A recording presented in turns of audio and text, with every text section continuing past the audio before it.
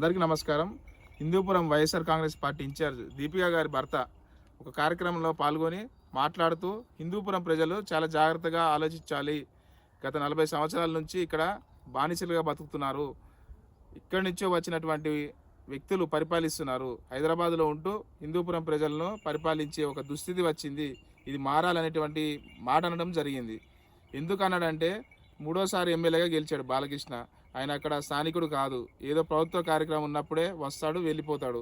దీని మీదనే ఇప్పుడిప్పుడు ప్రజల్లో వ్యతిరేకత వస్తుంది. అందరూ ప్రజలు కూడా మాట్లాడుతూ ఉన్నారు దాని గురించే. దానిలో భాగంగానే దీపిక గారి భర్త ప్రస్తావించడం జరిగింది.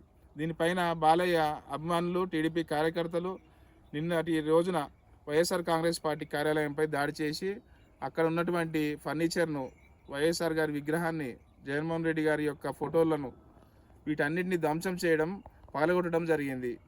దీపిక గారి భర్త తప్పు మాట్లాడి ఉంటే కేసు పెట్టుకోవచ్చు కదా, నిరసన చేయొచ్చు. అంతేగాని మా పార్టీ ఆఫీస్ మీద దాడి చేసేటటువంటి అవసరము ఎందుకు వచ్చింది? అధికార అహమా, లేకపోతే మీ లోకేష్ రెడ్ బుక్ రాజ్యాంగం ఫాలో అవ్వమని చెప్పాడా? ఎల్లో మీడియా కూడా సమర్థించమని చెప్తుంది. వాటికి ఎన్టీఆర్ గారి కొడుకుని అంటారా అని చెప్పి. మరి గతంలో బాలయ్య గారు మాట్లాడినవి మర్చిపోయారా?